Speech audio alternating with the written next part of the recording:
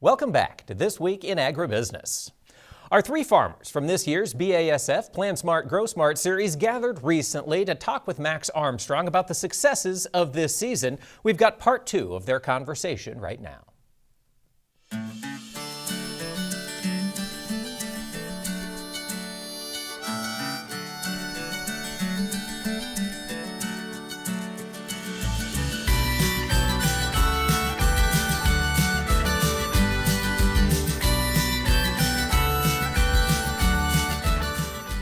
Let's switch gears a little bit to herbicides. Water hemp.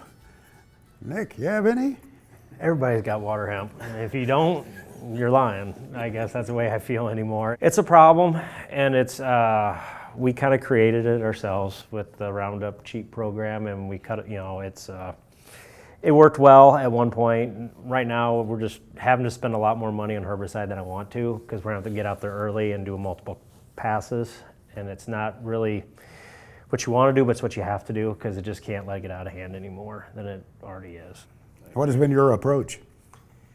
We're using pre's, we're using a post, and we're just not letting weeds get over 2-3 inches tall. We bought our own self-propelled sprayer, and when it's time, we go, because you can't wait for the local co-op or retailer to get there to do it. So you have to get it and get it done, and as fast as that can grow in optimal conditions, it's crazy, and the weather can dictate how much you get done. So we probably run almost harder when we're spraying than we almost do in harvest. I mean, it's just, you got a limited window and it needs to be done. It's timing is of the essence, isn't it? It's crucial, yeah. David, Certain, have you on the corn? Yep. This is the first year, worked great. We didn't have weed one. But he's right, water hemp is a big issue in our part of the world. But so we got along good with Certain. Where you have seen it not treated, or there's been an escape, what have you seen in a field where water hemp is? Big, tall stuff. And it doesn't take long, does it? No, it don't. But I'd just soon spray bare ground as I would with a pre. It's just, that stuff it'll double the size of that coffee cup in a day. What they say, quick. 3 to 4 inches in a day. Yeah. I've heard. It's crazy. I've heard, yeah. Think about that. But if you can get it when it's this size or smaller, your chances are really good. You just got to get coverage, plenty of water. 3 or 4 different versions of it out by us as well. My wife and I we go out after dinner and your crop turning around and you see one, you got to stop and pull it, right? Or you see a couple around the side, so we stop and before you know it, you're pulling weeds after dinner at night or whatever. But it's a little more of a challenge for us in the area because of sugar beets. We can't use the Certain. That's not something that is sugar beet friendly.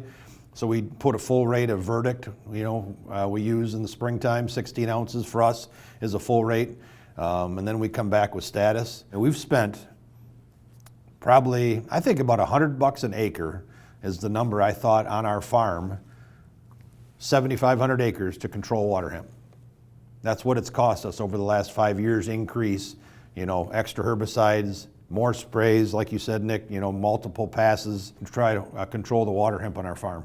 As you go down along the roadside and you look into fields, you can see where there are some folks who don't take it seriously. I gather from visiting with you three that you want no weeds out there. David, right?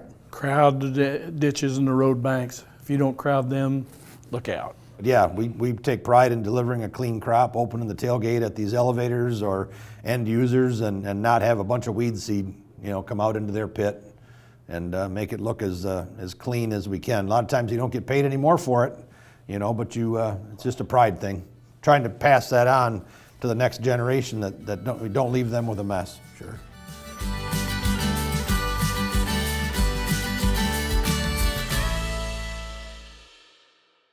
We'll have more lessons from our growers in 2 weeks, but if you'd like to see the full Plan Smart, Grow Smart series, visit it online. You can go to plansmartgrowsmart.com.